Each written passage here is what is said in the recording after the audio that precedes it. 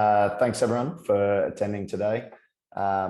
We have an interesting topic to go over, and that is fasted, or I guess the concept of fasting and whether it's beneficial to you. I put a bit of a spin on this and said fasted to get faster. It's a question mark, and something we will hopefully get to the bottom of by the end of today's call. At any time, if you have any questions, please feel free to put it in the chat or just turn your mic on and just ask a question, because that's what we're here for. So the agenda today is we'll go through some definitions of fasting and make sure everyone understands that. We will then touch on research and then go through some considerations. And at the end of the talk, obviously we're open to questions, but certainly at any point during this, feel free to pipe up and ask some questions. So I think the first place we want to start with this is trying to define what fasting is, and calorie restriction and potentially even energy balance. So as you will have heard the team at Fuelin talk on many occasions, we talk about energy balance. So energy in, energy out. Yes, there are a lot of parameters around that can affect the energy balance, but effectively, if that is even, then you will have energy balance. Okay, so you will be in a form of homeostasis. If energy in exceeds energy out, you will tend to be in a caloric surplus, and that will generally result in weight gain. If energy out is greater than energy in, then you will be in a caloric deficit, and that will generally result in weight loss. It's a very simplistic way of looking at it, but it's certainly important to consider. In terms of caloric restriction, you are purposely reducing calories to intentionally cause an energy deficit. And this is really important to define, because when we come down to fasting, fasting is a time-restricted feeding pattern and not an intentional caloric restriction. The intention or the definition of fasting is not around caloric restriction. However, what fasting may result in is invariably a reduction in calorie intake. And I just want everyone to think about that for a bit, because most of the research has probably shown the benefits of time-restricted feeding or fasting is most likely a result of a reduction in caloric intake. Nothing magical, but most likely just due to taking in less calories because of a reduced feeding window. And that's really important to understand. So there is likely no magic to it, whilst it can produce some physiological changes in the body. If you are losing weight through fasting, it is most likely due to a reduction in total caloric intake. When we get into the definitions of different types of fasting, you have your time-restricted feeding. So this is things like your 16-8, so 16 hours of no fueling or no feeding, 8 hours of feeding. Then that can go, depending on what book you're reading, which is being spun in the media and marketing, they will have then 16-8, 18-6, 24s. You can have what's called an FDF, which is a full day fast. So that's 24 hours. The timing of those can, depending on which research you read around chronography, and that's the timing of feeding in relation to circadian rhythms. A 24-hour fast should probably, from what I understand in the research, be started in the afternoon at around 3 p.m. You then have extended fasts, so they can go beyond 24 hours, 36 hours, 48 hours. We will touch on those. Certainly not recommended if you're training. And then you have the typical pattern of fasting, which is what we call a 5-2, 5 days of normal feeding, 2 days of lower calorie amounts, which again is probably more around calorie restriction. So on those 2 days, you're consuming around 500 to 600 calories. So that's an intentional caloric restriction on 2 days of the week. So what you can see here is that there is a lot of differing definitions and a lot of intricacies in terms of how this type of I guess, feeding patterns come around and the difficulties that this presents when we look at the research as well. Elizabeth, did you want to add anything to that? No, not on this one. Okay. Does anyone have any questions related to any of those definitions? Okay. So we'll talk about a little bit of the research and try not to read too much into this. Okay. So when we look at breakfast, and again, we're talking, the easiest way to think of fasting is probably by reducing intake of your morning feed or breakfast in particular. Javier Gonzalez is a researcher who I have a lot of respect for, and he's done some really interesting work. And previously I did a podcast with Purple Patch with Matt Dixon, and we talked about breakfast and is breakfast the most important meal of the day. And I think what Javier points out is like, the person, you need to ask the question back to that person who's asking you that question and say, well, define breakfast and what are you eating? Because the definition of breakfast can be very different depending on who you're talking to. If you're talking to someone probably in a Western country, they're probably going to refer to toast and breakfast cereals, whereas someone else, maybe who's on a different type of, either from a different socioeconomic background or from a different culture, may consider breakfast to be a much higher protein type breakfast with far less refined carbohydrates. And so when defining whether breakfast is an important meal and how it impacts fasting and the research related to this, it is important to consider what the composition is of that breakfast, because that is going to have a significant impact on how that interacts with the individual. So if we look at the top one, and we talk about breakfast versus fasting. So when an isocaloric lunch, which means the same type of lunch in terms of calories, was provided to a group which had breakfast, and again, it was more a typical Western type breakfast, which had carbohydrates, versus someone who was fasted, hunger was reported as being higher in the fasted group, yet the total caloric intake was the same. So what they could infer from that was that the overall energy intake is higher when someone eating breakfast. Now, if we go back to the equation of energy balance, if you are taking in more energy than you are than someone else, then you are likely to be the potential for being in an energy surplus. So we're just going to shelve that at this point in time. What we also know, though, when it comes to activity, is that people who eat breakfast tend to be more active during the day. And this is not an association, it is causal. We know that people who eat breakfast are generally more active as the day goes on. And again, this is very important because the body is quite smart. You will have those people who say, I don't eat very much, and they don't understand why they're not losing weight. And if we come back to the energy equation of energy in, energy out, there is likely that there is habitual reduction in total energy expenditure as a result of reduced intake of food. So the body is being smart by maintaining a form of homeostasis by creating a flux. So we're just going to shelve that one as well. And then, as I said, the constitution of the breakfast, i.e., are you eating a very high carbohydrate breakfast without any form of protein in it? That is certainly going to have a negative impact on glucose control. Whereas if you have a high carbohydrate meal with a high protein, then it's going to have a better amount of glucose control for later in the day, versus someone who has a high fat, low carb meal, then they will have poor glucose control later in the day, especially if their second meal is a high carbohydrate containing meal.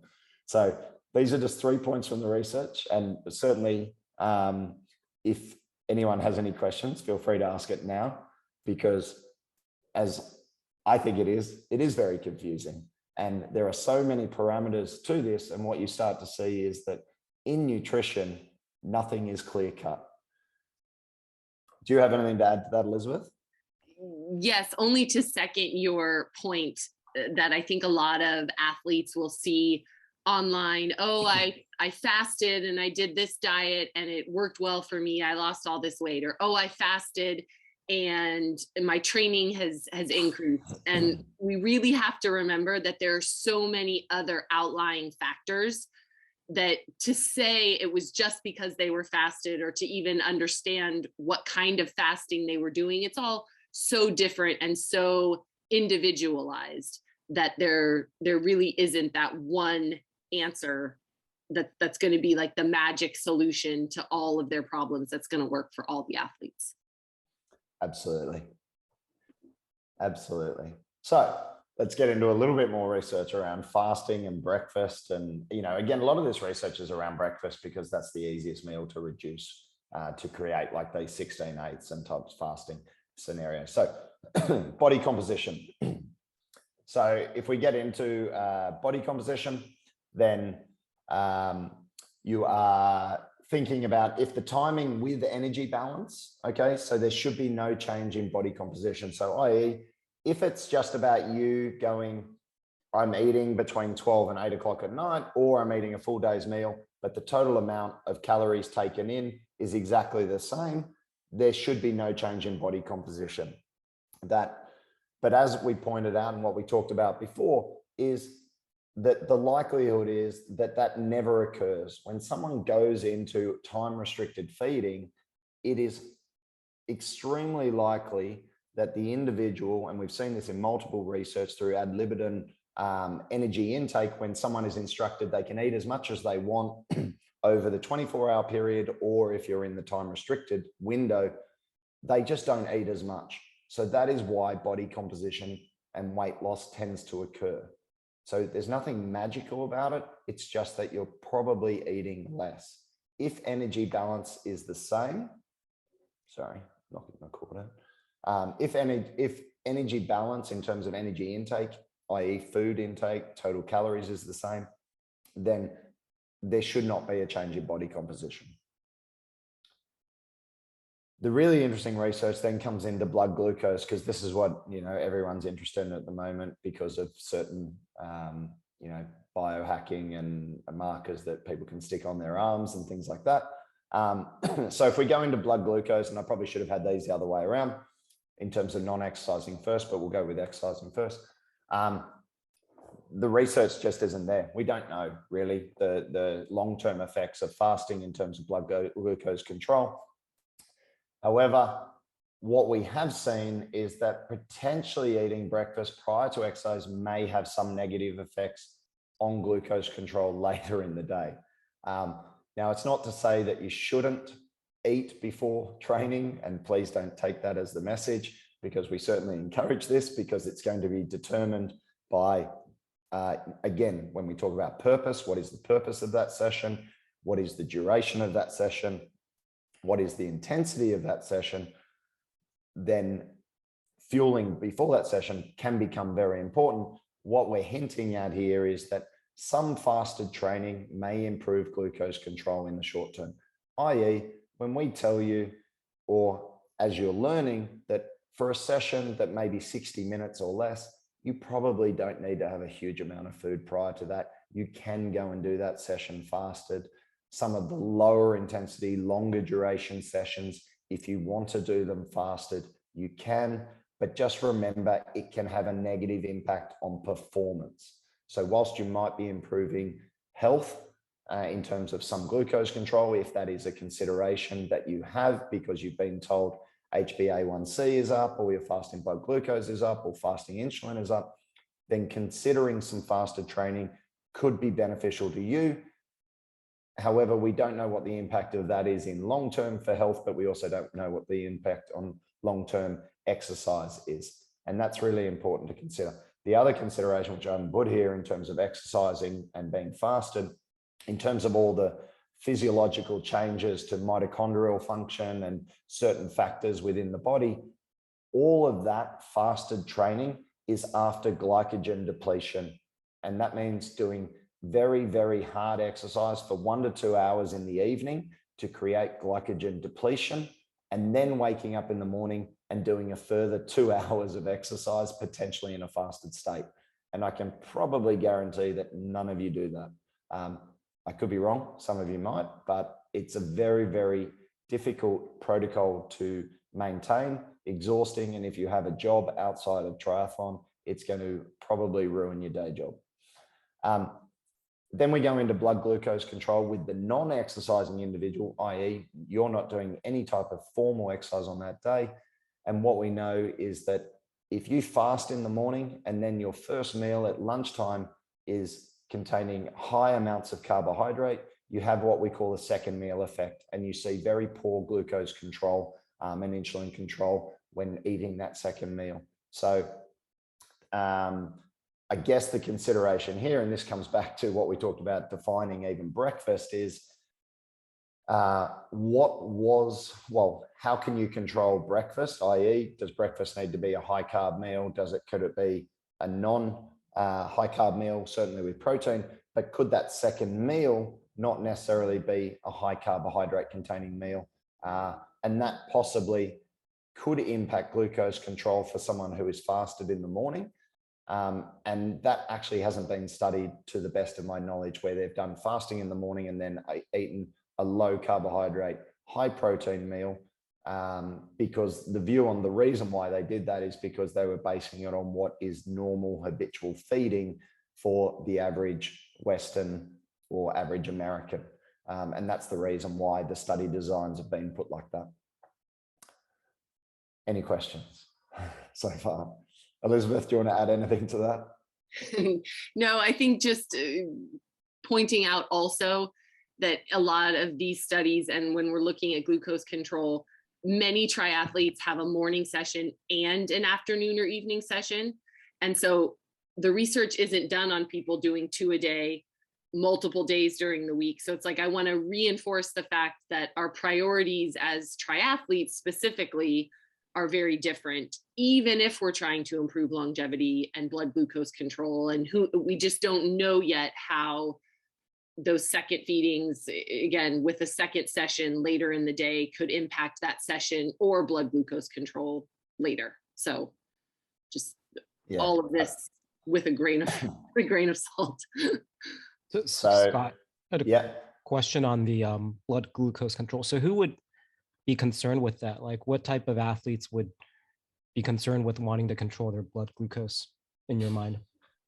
Well, this is the thing, is barely any of this research is done on athletes. It's all done on overweight, obese individuals as well. So like there's really not much research done on athletes, and certainly there's none on triathletes as far as I'm aware that have looked at fasting or time restricted fasting and their impact on blood glucose. So again, this is like what individuals will read on social media about fasting is the context of that research is often missed, in that the participants and the study participants are often overweight, unfit individuals who don't exercise.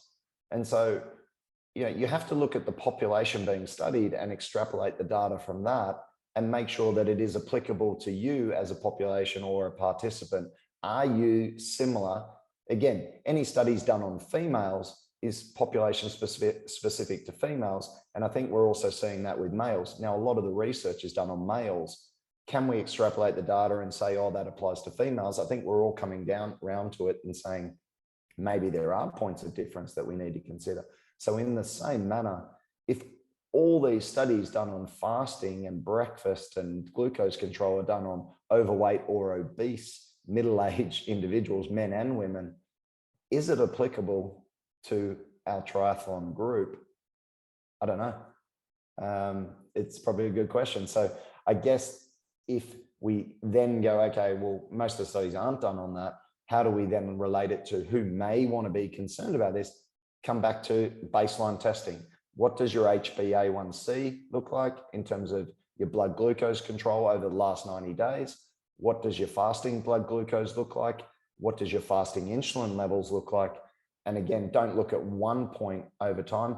If it's high, probably monitor that over time with either a capillary pinprick. If you've got really high blood glucose, then there could be a consideration to start to do potentially some short-term fasted training. Certainly looking at your habitual diet. Are you someone who is, following what we're recommending in terms of really increasing the amount of cruciferous vegetables, increasing huge amounts of vegetable intake on a day or days of the week when it is applicable, where you don't have to reduce total fiber intake. And then considering the other forms of carbohydrates you're consuming. Are you consuming huge amounts of processed carbohydrates rather than looking at whole food options, which can still provide you with significant amounts of carbohydrates across the day and the week in order to fuel the, whatever you're trying to fuel. So it is a balance between, what your health markers look like, looking at habitual daily nutrition, which I think is going to have a far bigger impact on your fasting glucose than potentially fasting in the short term, and then making a decision around that. E, do you have anything to add to that as well? Nope, I think that was really spot on. Okay, cool. Does anyone have any questions at this point in time? Please feel free to ask. Like, nothing is too stupid. Honestly, this sort of stuff confuses me, because every now and then you'll get a research paper coming out saying, oh, this is better for blood glucose. Oh no, this one's worse for blood glucose. Oh, it depends on what time you eat. It depends on what time you do it. So nothing you're going to ask is going to be stupid. So what I thought was just try and summarize all of that in a very short takeaway. I think if your goal is fat loss, breakfast may not be particularly important because we're looking at energy balance. But again, this is if you're not exercising and you're not eating a high carb meal at lunch. And also, I should probably throw in that depending on what the rest of your day looks like, as Elizabeth said, if you've got a second session and you need to try and meet, a significant amount of calorie intake across the day, then I wouldn't suggest skipping breakfast. It's one of those ones. If your goal is glucose control, as Jonathan said, then maybe breakfast is important. Thinking about eating breakfast and then having regular feeds throughout the day to keep glucose control at some sort of homeostasis. If you are exercising, it may be good to do some exercises, some sessions fasted, but keep in mind the purpose of what you're trying to achieve for that session. Again, if it's your coach is trying to get you to do an FTP and you go into that 16 hours fasted, you're probably not going to put numbers on there that reflect what you're actually capable of. So think about that. And if you are competing, sure as hell, don't do fasting. That's probably the biggest thing. Don't go into a 70.3 without eating. You will probably not fit, or actually any distance, you probably won't finish any of them. So I think that's a really important point. If you are competing and you are a fan of fasting and it works well for you, probably in the weeks, I would say weeks, at least 2 weeks leading up to competition, I would remove that time restricted feeding type protocol, whatever you do, 5-2, 16-8, 24-hour fast, full day fast, whatever, and go back to a normal eating pattern. Of course, personal preference is super important. And again, like any nutritional study, there is individual characteristics and differences between participants that impact nutrition and the way it impacts you. So always keep that in the back of your mind. If you are unsure about what you're doing, what I would say is speak to an expert. You certainly can reach out. If you're on the program, you can certainly reach out to Elizabeth and myself and ask some questions.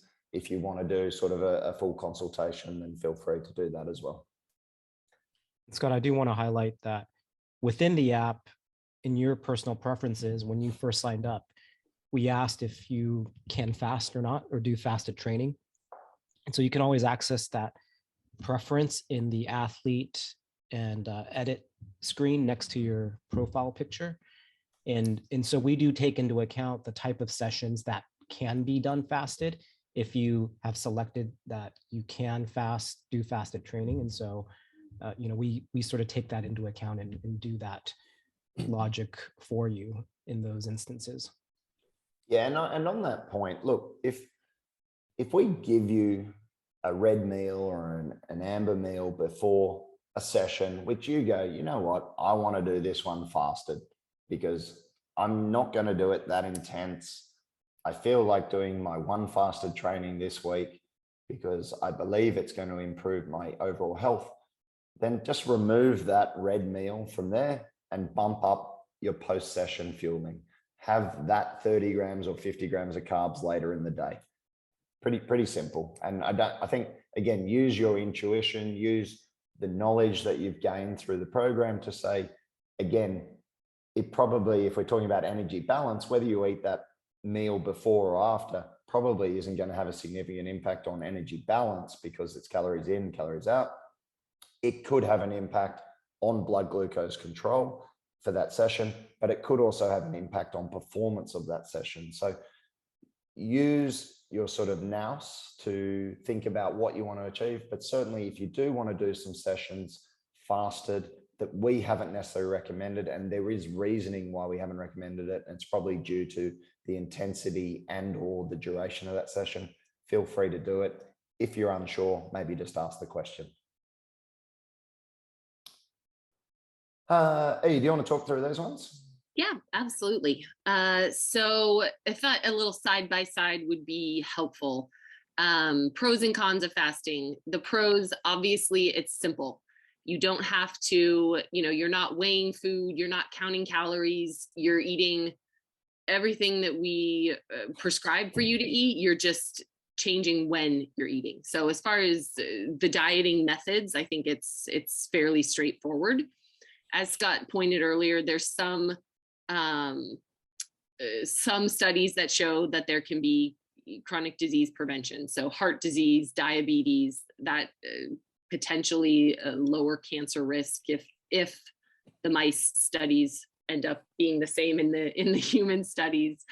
The potential cholesterol benefits, and here's again where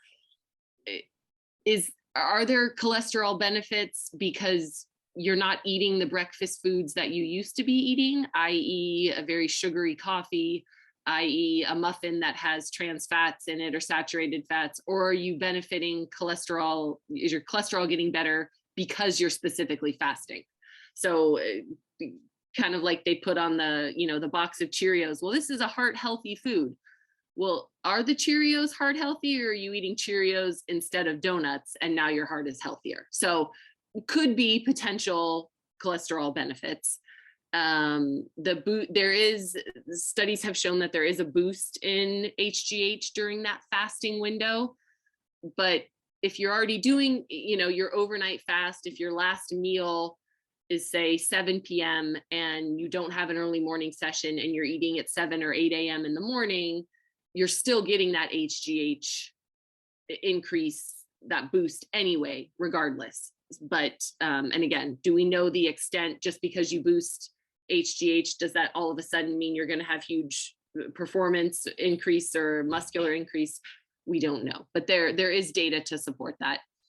The capacity for increased fat oxidation, potentially, but then we ask, how important is fat oxidation for athletes anyway? And long term, is there going to be a lasting benefit? And there have been some studies, again, small, I think 4 studies on men that with an increase in brain function. But at that, again, you look at, is your brain functioning optimally? Are you feeling sharper because of the food choices that you made? Is it specifically because you're fasted? Because as you'll see on the other side, many people, when they start fasting, have a very hard time focusing or concentrating because they are hungry, because they're not used to going so long without food. So then on that con side, if you're fasting, it could promote overeating later in the day. If you get so hungry by that noon, you might overdo it on your first meal back. It obviously could impact your training, your sleep, and your recovery. There is, if you're not eating as frequently, the constipation and dehydration. A lot of athletes, when they start fast, or anybody, when they start fasting, will report that they're constipated. And it's because they're, not consuming the beverages that they were before. They're not getting as much fiber as they were before, or they're eating a very large meal at that noon feeding or whatever their first feeding is. And that's harder for their bodies to digest. As we touched on, unable to meet your macro requirements. If you have a significant amount of protein to eat throughout the day and you need to divide that up evenly, if you go from having 3 large meals and 2 snacks to having 2 large meals and 1 snack, it makes it more difficult to get in and meet all of your macro requirements that we have laid out for you. Possibly harder to follow and stick to long term, depending on which of those fasting options you do. It might be easy to skip a day of fasting here and there, but what if you have social obligations, or what if you have your travel for work, or what if a race comes up, so you might get tired. As with most diets, they're very hard to stick to long term, which is why we don't recommend dieting, right? Healthy eating protocol. Potentially a fertility risk in females, and this is more due to the lack of caloric intake as it is to the fasting specifically. But women that are fasting really have to be aware that they're meeting their nutrient requirements and not just using it for caloric restriction. And then potential danger for older athletes and athletes with low blood pressure. Older athletes can have issues with blood glucose, and that drop in glucose could affect their cognition, and the fasting can lower your blood pressure. So if they already have low blood pressure, it's something to be mindful of. And then some contraindications, obviously, if you have pre-existing health conditions, if you are pregnant, if you are on certain medications, heart medications, blood pressure medications. So there are things to consider outside of just fasting that, and or if you have a history of disordered eating, any kind of diet can be triggering or harmful, and fasted is one of those that's very easy to turn into caloric restriction and make disordered eating worse. So. Perfect. Sorry, did I change that? The only other contraindication was if you're pregnant, you probably don't want to consider doing a lot of fasting. What was I going to say as well? In terms of the pros, in terms of, can you hear me or not? Yeah. Right? Yeah. So the increased brain function and things like that. Again, a lot of those studies are done around caloric restriction as opposed to fasting. And again, it's that distinction between what is fasting and what is caloric restriction and the health benefits that go with this. And that's, again, where a lot of the research gets a little bit confusing. And also the period of fasting. And we'll touch on, I know everyone probably wants to hear about autophagy, and we'll touch on that in a minute. But a lot of that relates to really extended types of fasting. So, and how that relates to an athlete is always an interesting question.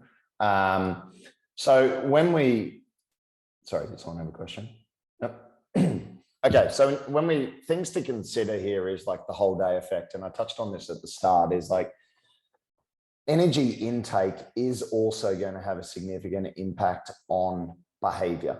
So you need to consider what is happening across the entirety of the day. So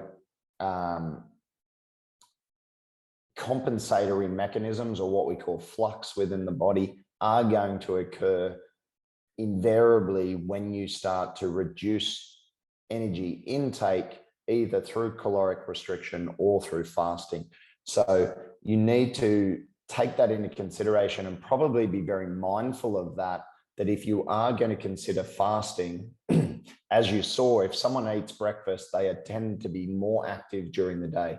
If you're going to skip breakfast and you're going to try and do this time restricted fasting, then it's probably very important for you to consider being very mindful of being active in that window of feeding, i.e. walking a lot, taking the stairs, doing another session during that time, because more often than not, all that happens is you sit in your chair or you lie on your couch and you actually conserve energy that way. So it is really important to think about that. As I touched on as well, the performance element, is it going to be the best thing for you in terms of achieving high performance in sessions being prescribed by a coach? I would question and say probably invariably no. I know there will be the athletes out there who will tell you that they managed to smash it out of the park being fasted after 18 hours, and good on them, I say, well done. the majority of people won't probably have that effect. But certainly everyone is an individual. And if you feel amazing doing, really long fasts and manage to perform really, really well, not just one-off, but over the long term, because as we know, it's going to be in the chronic training that's going to result in the most adaptation. If you can do that consistently being fasted, then you're probably a very special individual. My guess would be, as Elizabeth alluded to as well, is the ability to stick to the time restricted fasting and perform high performance training in the mornings would be very difficult, and probably very difficult to maintain over a certain period of time. Both sides of the equation, as we said, that comes back to that flux element. So, if you do start to do fasting, you do start to reduce total calories as invariably as a result of this, just make sure that your total movement, total energy expenditure stays at least where it is, or even goes a little bit higher. And that's going to have a significant impact on a lot of the physiological features, but certainly in terms of body composition from that standpoint and weight loss, it is going to have a significant impact if you can maintain that energy expenditure. And then there's this wonderful word called autophagy, which is probably what everyone, well, I don't know, does anyone know what autophagy is? Anyone? Jonathan? Yeah, I know it's what is it, the recycling of your cells, kind of killing off cells that are senescent? Yeah, so it's the idea of that you can remove, the body effectively eats up its dead cells or cells that are less than optimal. And this is done through a process of effectively, I guess you'd nearly call it some form of starvation. Certainly it is going to be extended periods of time of not eating. The process, as I understand it, of autophagy occurs after 18 hours of not eating. Oh, and that was actually something I was going to talk about. So when you talk about doing a 16-8 fast, when you stop eating, say at 8 o'clock at night, you're not suddenly in a fasted state from 8:01 onwards. The fast will probably then start at least 2 hours later. So your fast probably won't start until around 10 o'clock in the evening. Then you've got to apply another 16 hours to that before you should actually start to eat. So if you want to try and do a 16-8, you're probably not going to be eating until probably what's that, 2 o'clock in the afternoon, something like that, 2 to 8. So, well, yeah, and you can see the issue there is that people think that, oh, I stop eating at 8 and now I'm in a fasted state and I've just got to go 16 hours from there and then I'm going to actually be, getting all these health benefits. The reality is that your digestive tract, as we talked about, as I talked about on a previous talk last week about carbohydrates, is that there is movement of food through the digestive tract, and it actually has to take a few hours for it to pass through the system and be considered in a fasted state. So you want to consider that as well. So when you're talking about autophagy occurring after 18 hours, it's probably going to be that you haven't eaten in 20 hours. So you're probably looking at closer to full day fasting in order to get that autophagy occurring. Now, the health benefits proposed by autophagy, you will have heard someone like David Sinclair talk, if anyone's read his book, Lifespan. Super interesting, talks a lot about mice, talks a lot about monkeys, doesn't really talk much about humans. As far as I'm aware, there haven't really been any studies in humans. Dating so far, I could be wrong. Please speak up if you've seen a lot of research around this. I think it's super interesting. I think it has potential to, potentially improve health span of an individual, i.e. potentially help with long-term health parameters around blood glucose control, insulin sensitivity, potentially gray brain matter, improving cognition, reducing the risk of Alzheimer's, all these, amazing processes it could have an impact on. And the way it has an impact on that is through reduction of what we call mTOR. Now, mTOR is, does anyone know what mTOR is? Okay, so this is a little science lesson, because mTOR is what's actually the key process to have what we call muscle protein synthesis. Now, if any of you have heard Elizabeth and I speak about this before, it's because muscle protein synthesis is what is required in order to create lean muscle mass and repair your body after heavy training. So the way we switch on mTOR is by eating more protein, especially leucine containing foods. So mTOR is switched on, you tend to maintain or retain or build lean muscle mass in order to improve athletic performance. Autophagy has the complete reverse. So foods containing leucine tend to stop autophagy from occurring and also stop mTOR from occurring. So autophagy actually has a reduction in this process of mTOR, which ultimately could result in catabolism and protein catabolism in particular, which when we come back to the way in which autophagy works is by eating up cells, you can see that that's related probably to some form of protein catabolism. So again, it's like, are you trying to be super healthy, or are you trying to be really young as you get older, or are you trying to be a triathlete and perform at your best, or do you want to sit somewhere in between?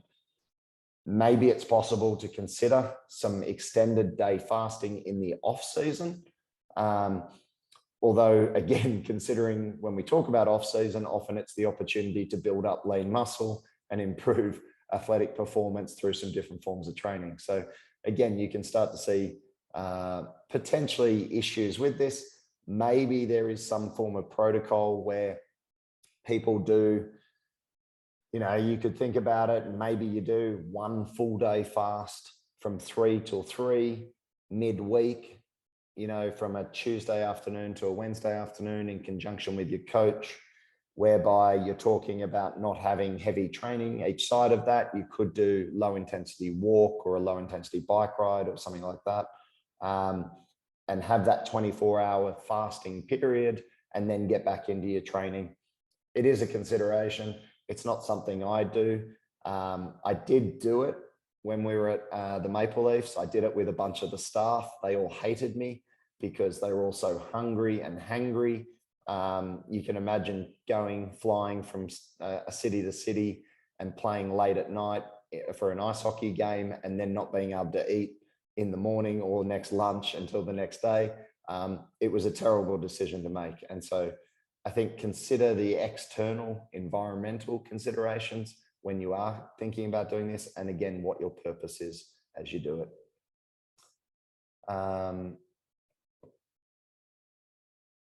And that's probably enough for me. And Scott, I just want to throw in support of what you just said and that you have discussed multiple times, is the going after this quote 1% possibility, the way that athletes will, try to make one nice tweak on their bike or one thing here when there are so many other bigger things they could be improving on. So autophagy is fun to discuss, but do you know what has a lot of studies and is very proven to help with longevity? Sleep.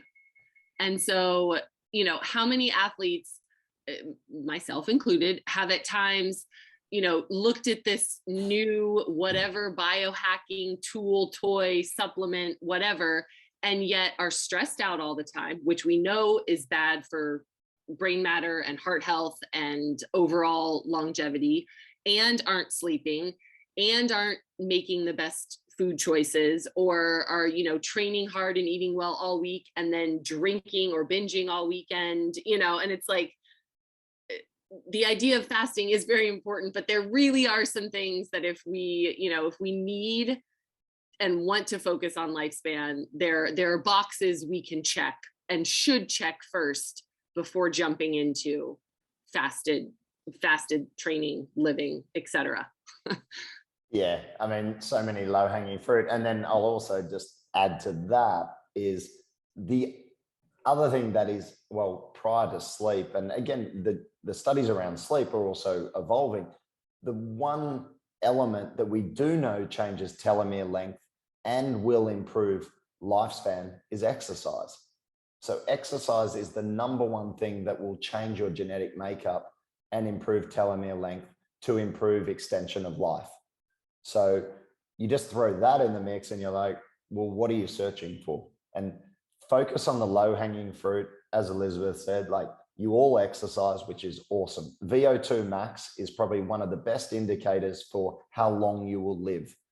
If you have a high VO2 max, you are likely to live longer than 99% of people. You throw into that leg strength and grip strength. Those with higher leg strength and grip strength will tend to live longer. Again, tick, tick, you're athletes, you strength train, you do that. That's great. And then you throw into that potentially things like, there are some blood markers around cholesterol markers, but also visceral fat, having a reduced amount of visceral fat. So the fat around the organs, and also like your fat mass index, which is all again accounted for in a DEXA scan. Those simple things are probably going to result in your health span. Now, getting to those is by eating a really good diet. And when I say good, I mean lots of vegetables, decent amounts of protein to support your training, and adequate amounts of fat, and in line with your training. Couple that with, as Elizabeth said, somewhere between 7 and 9 hours sleep. You certainly don't want to be sleeping more than 9 hours. Again, research has shown those who sleep more than 9 hours actually have just as much chance of dying younger as those who have less than 7 hours of sleep. So there's that happy medium. Again, hydration status, do that. We talked about, getting your heart checked. Go and see a cardiac surgeon, not a cardiac surgeon, see a cardiologist, get all your lipids done, get LP little a, get your full lipid profile, get your fasting blood glucose, your fasting insulin, HbA1c, get those things done. You're in pretty good health. If you want to try fasting because it, tickles your fancy, then, see what you think, and hopefully some of what we discussed is, an eye-opener to you, and allows you just to have, think about why you're doing something rather than just jumping into it. So let's say that an athlete has checked all the boxes, right? And they really want to try prolonged fasting, let's say in the off season, like a 24-hour plus, besides making sure they clear it with their physician. Any recommendations on how to actually execute it from, besides not eating? Like, is there electrolytes or other things to consider? Clear it with your partner first would be probably the primary concern. If you're married, just clear it with them, because you'll probably be very grumpy. I think drink a lot of fluids. Again, does a coffee break a fast? Does eating a small handful of nuts break a fast? Again, there's so many like conflicting depends how much of a zealot you are over this. I mean, if you want to just drink water, but just don't go dehydrated. If you're feeling dizzy, eat something. Like, there's no badge of honor to pass out doing a fast. It's pretty easy to do a fast. You don't eat. I don't know, Elizabeth, is there anything you tend to consider? I'm going to say the 2 times I've tried it, I think the, hot tea or lemon water or whatever definitely helps. Again, not that I'm encouraging people to do it, but if you do, the consumption of liquids helps. I found taking a nap at one point. I was like, well, if I have to be awake for this, 18 hours, it was very hard. So finding some time, walking help, like anything to get my mind off food. But isn't that you saying you felt like a nap? Well, that's what we go back to. It's like that flux. It's like the body is so trying to conserve energy that it puts you to sleep.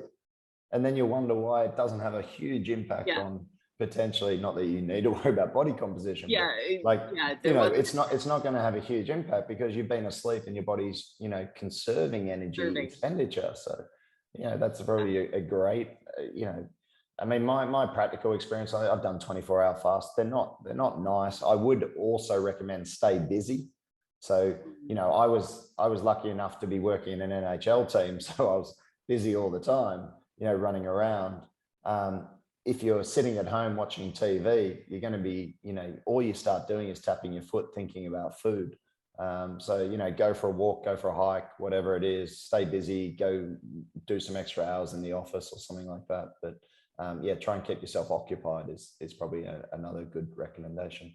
And potentially planning out when you have that feeding, what you're going to be eating, so that you don't either overdo it or underdo it, like lining all your ducks up in a row for when the fast is over, making sure you don't have some exercise, like you're not breaking your fast at noon and you have to train at 1 or something like that.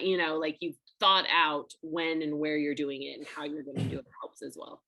Yeah, and actually, I did mention it, but if you are going to do a 24-hour fast, my understanding is from 3 till 3 is based around some type of circadian rhythm and some sort of chronology, which they're talking about, chronology. I can't remember, chronography. It relates to timing of food and how it impacts the body. There's a really good, I was listening to, if you want to listen to a guy, his name's James Betts, Betts. He is a researcher from Bath University. He has done a lot of research around the stuff around breakfast and how important it is, along with Javier Gonzalez. He is doing more research at the moment, looking at chronography and the impact of timing of food. But again, he talks a lot about it. It probably just comes down to, the amounts of food you're eating as much as the timing of that. And there seems to be yeah, he's good. He talks very practically around this. And yes, there may be some hormonal changes and other interesting things occurring, but maybe it's too early to tell at this point in time. Would love to hear from our athletes. Any questions or any personal experiences with fasting? Anyone would love to share? I had a question. Yeah, Jason. Well, one, I definitely don't like fasting because I went from solid yellow days to one red day today. So I'm never going to do just one workout a day, because then I just get a red day. So from here on out, I'm doing 2 a days from here on out to be able to eat. But the autophagy. Yeah. That's interesting, but I guess the only other aspect of it, being a selfish triathlete, that is of interest to me is that capacity for increased fat oxidation, to assist with that. And I guess it kind of falls in line with kind of what Liz said. Does that really fall into the 1-2% thing, or is there real benefit to trying to do any of that so your body will burn fat better, particularly in the Ironman distance and that kind of stuff, when I'm not, to me, like I said, fasting just doesn't work for me. But if that would really be a benefit, I just don't know if there's a whole lot of, it is trendy with certain coaching groups and everything, so I will, but I just don't see the research in that. Do you mean the trend in fat oxidation, improving fat oxidation? Yes. Yeah. To be honest, Jace, the way in which we try and structure the training program is designed to try and improve fat oxidation for the athlete, because we're not supplying high amounts of carb. Say you've got these zone 1, zone 2 long duration rides, you're taking in minimal amounts of carbohydrates in those sessions or before those sessions, potentially to maximize the body's ability to use fat as a fuel source, as opposed to prioritizing carbohydrates. And we also know that after 3 hours of continuous exercise, it doesn't actually matter what you're eating. Maximal fat oxidation is going to occur, and maximal carbohydrate oxidation is going to occur at that point in time, regardless of if you're eating high glycemic carbs or not. It's just the body's mechanism to try and produce energy. So, what you just don't need to be doing is smashing down heaps of gels and heaps of blocks on those lower intensity sessions that would be applied to you. And they're the sessions that are either going to be with no intra-session fueling, or certainly with red, where we're recommending nut butter pouches, trail mix, bars with less than 30 grams of carbs. And that's the idea behind that, is to try and improve the body's utilization of fat as a substrate, as opposed to carbohydrates or glycogen. So I guess that leads to my second question on a personal note, because on some of the morning sessions that I have, I noticed that there's a snack applied to before, and then the breakfast comes after. Sometimes the breakfast will come first. And to me, I'm of the theory of, calories in, calories out balance. Sometimes those two are so close together, I just will prefer to have breakfast before I do the workout. But is there any value to what you just said as far as trying to actually burn some of, use some of the fat? And, so should I look at that with a little bit more intention, if it is just a snack before a workout? I'll answer this, and Elizabeth can answer from her perspective. The reason you may want to have a snack before is because we know that perceived effort is lower and energy output is generally higher if you have something prior to an exercise session. So if that session you're trying to crush it and really maximize the energy output in that session, certainly a snack beforehand, even if you know that you're going to be eating breakfast later, could be advantageous for that session. But as I said before, is like, if you want to skip that red snack because you're like, you know what, it's 60 minutes, I'm just going to push through, I'm going to do this session without having any fuel, it doesn't worry me if I don't hit peak numbers, I'm doing it because I'm, potentially maybe it will help with a little bit of, whether it improves some physiological mitochondrial function or improves glucose control, great. Add that red snack into the red breakfast, and so you're having an orange breakfast instead. See, but I'll be more the opposite. I'll load up before the workout. Okay. So am I ruining the opportunity for some of that? Yeah, I think from my perspective, I certainly think if it's if we're only giving you a red snack, mate, just have a small snack, like a piece of toast, do your session, and then refuel post session, especially in your case, because you often do second sessions. That replenishing your stores and making sure you're topped up for that second session is probably going to be far more important than loading up before the session. Now, I'll just also say there are advantages in filling up a lot before a session, because that is a form of gut training. You're changing perception in the brain to be able to exercise with a very full stomach. So again, there's another reason why you might consider doing a lot of exercise on a full stomach, because it can have significant impact on the perception. So you may have invariably or inadvertently been improving gut function by doing something that you didn't realize. All right, thanks. Hopefully that's not too confusing. Elizabeth, your take on all that? Fairly similar. I was going to add that we did in the end that you, by potentially having that breakfast instead of that snack, you are missing an opportunity for refueling later, which I would say that is doing more harm than the good of having your breakfast beforehand. So it's like, I always prioritize recovery and eating after sessions over that potential of eating before. So I would say keep the breakfast after, especially if you have another session later in the day. But to Scott's point, there are times to train with a full stomach. So, but I think there are other ways to do that. Not having to miss feeding opportunities, which is why you get, you have that whole week in the app, you're looking at what the week looks like. And why I always recommend with my athletes, let's sit down and look at this week. Are there any potential spots where we could do fasted training, or are there any potential spots where we could do gut training? And how does that work in the grand scheme of things? So being more strategic about it, I guess, is what I would say. Yeah. Definitely. Very good. Well, hopefully no one's too confused. Hopefully everyone still wants to eat breakfast and define what their breakfast is.